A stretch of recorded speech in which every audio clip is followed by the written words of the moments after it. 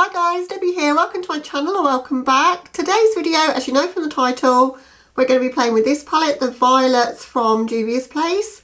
Not a new palette by any means. One of the mini palettes that they brought out in a bundle quite a long time ago. I only recently bought mine and I was kind of toying with, do I even make a video about it? Does anyone care now? But I just fancy playing with it today, so if you guys want to see me create an eye look with it, then please keep on watching.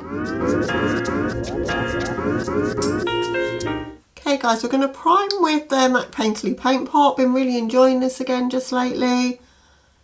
And I might even repurchase another one when this is gone because I'd forgotten just how good it is. I play around with other primers and I've really only got two favourites, and it's the Sigma eyeshadow base and this one, because they're both a similar consistency in that they kind of stay a little bit tacky but not too tacky. They don't crease too badly on me as long as I don't put a massive thick layer on. They cancel out my redness and veins, so I think they're really good. This one has the edge though because it's a pot liner and I like to use a brush, as you can see, and it just works really well. Okay, on to the eye look then. So from this palette, what really attracted me is how it goes super dark to quite light, and there's 4 shimmer shades in here and you've got everything sort of to create a look with a gradient. So I'm going to kind of probably use most of the shades, I think. I'm going to build up a nice deep kind of outer corner and crease. It'll probably be a half cut crease, nothing kind of too revolutionary I don't suppose, but I just fancy playing with this palette and I thought I may as well do it on camera and just show you the look I create. I want to get quite a winged out shape, no surprises there. So we're going to start with this shade and we're going to bring it from underneath my lower lash line and up to give me like the guideline of the shape. I'm using a Morphe E36 to do that. As I say, I'm just going to stamp that on the lower lash line first. Probably take it to about halfway and I'm going to bring some shimmer onto the inner part of my lower lash. I like the JUVIA'S mattes because they are pretty buildable, so you can't really go too far wrong. You don't get a ton of pigment at a time and you don't really get too much fallout either, but they're not the most pigmented off the bat, so it does give you a chance to work with them and build up the amount of pigment and not, as I say, feel too intimidated, I guess. So to begin with, I'm just packing the pigment down really, and I'm not worrying about blending it out. Probably take that on to like the outer corner as well of my lid. I want to start catching up some of the palettes that I've bought because I've probably got to be upwards of 20 palettes I've never actually created looks with on my channel that I've bought this year, which is just insane. So I have got some new things coming that if they come in, I'll probably abandon the older things for a while and film with them straight away because it makes sense to get those videos up for you guys. But I'm going to be doing some videos with, say, older products, but you know, they're not old. They're like, this came out this year, it's not like that old of a release. It's just, I feel like in the makeup world everything's old when it's about a week old. As soon as it's been announced it's kind of old news, isn't it? But for the general consumer, I bet, you know, you don't consider something like this old. It came out this year, so I've got some of the pigment on my lid, but we'll be cutting the lid anyway, so it doesn't matter. So that's our general shape that we're going for. Now I'm just going to start winging that out just a little bit. I'm going to use a brush with no additional product on it just to help with blending that shape. I'm going to stay with this same brush and I'm going to go into the other matte, this lilac-y purpley shade. Looks beautiful. I'm just going to work on taking that above the original shade. I feel like I've lost some opacity in that deep purple, so we'll probably need to go back in and reinforce that in a moment. Yeah, it's gone pretty patchy on this outer corner, so just going to build a bit more pigment up there. See the difference straight away. These are blending away quite easily, so I think packing is definitely the way to go with a colour like this.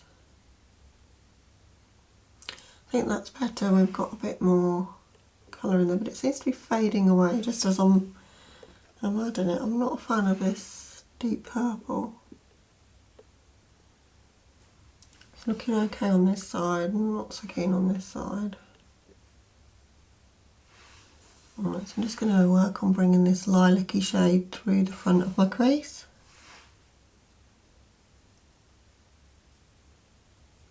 Using a Kaleidos 2 actually, because I think it's nice and soft and it should give us a nice soft gradient in the front there. I'm also going to work to blend underneath the lower lash line, taking a bit of that lilac-y purple. Just blending underneath there to make everything lovely and smoky. I hate how that deep purple's looking.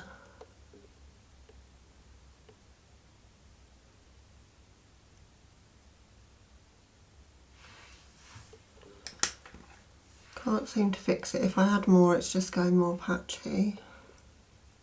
This look's going to be all about the smokes, so I'm really trying to like smoke everything out, really fade it out on the outer part of my eye here. And now we're going in with NYX Glitter Primer, and I'm just going to cut my lid to where the deeper part starts.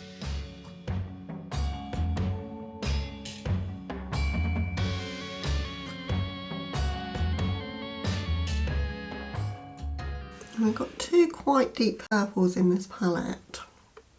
I think I'm going to go for the more vibrant of the two though, and put that in the outer part of my lid, and then probably that on the inner part, or maybe all three of those as a gradient. I'm just popping that one there next to the deep matte, fading that into the matte. I see that JUVIA'S has brought out a new purple palette for the holidays, but it's got fresh glitter in it and I don't think I need it, so I won't be picking that one up. Almost picked up the orangey yellow one that they're bringing out at the same time, but the Glow I think it's called, but decided again I don't need it. So I used to buy every JUVIA'S release, but they're bringing out so many now. I'm having to be a bit more selective, I think. I'm going to take this shade on the upper part of my crease here, or upper part of my lid but meeting the crease. And I'm going to bring that into my inner corner and wrap it onto my lower lash. And then we're going to use that violetty shade on my lid, which so far is my favourite shade in the palette. I think that's really, really pretty.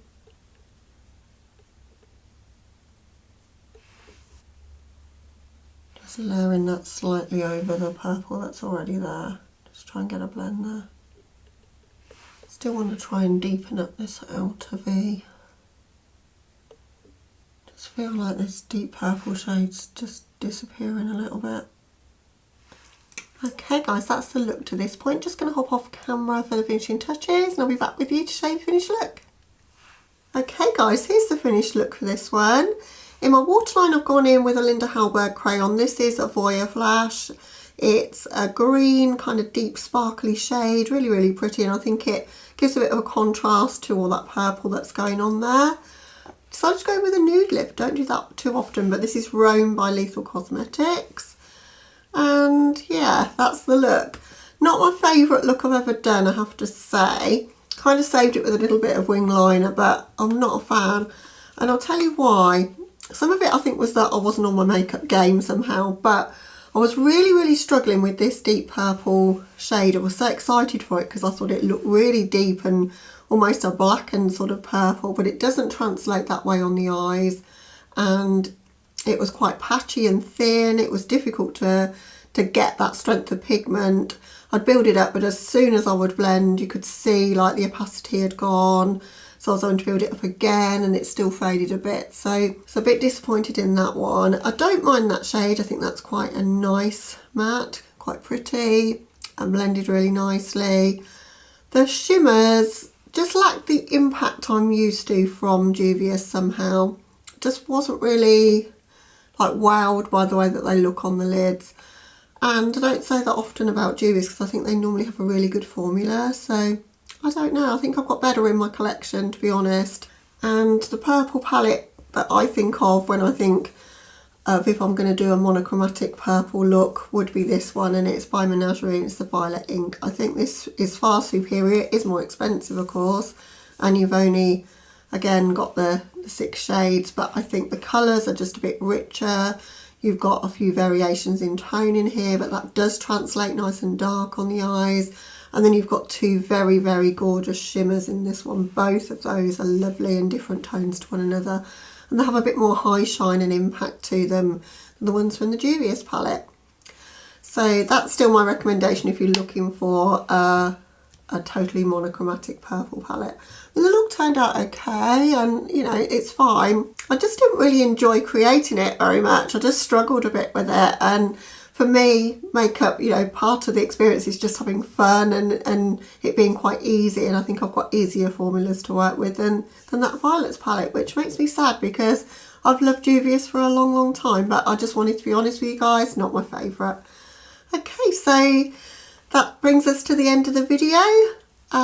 Thank you so much for watching. If you're new to my channel, then I hope you might consider subscribing before you go. But other than that, guys, hope you're having a lovely day or night wherever you are. Catch you in the next one. Bye, guys.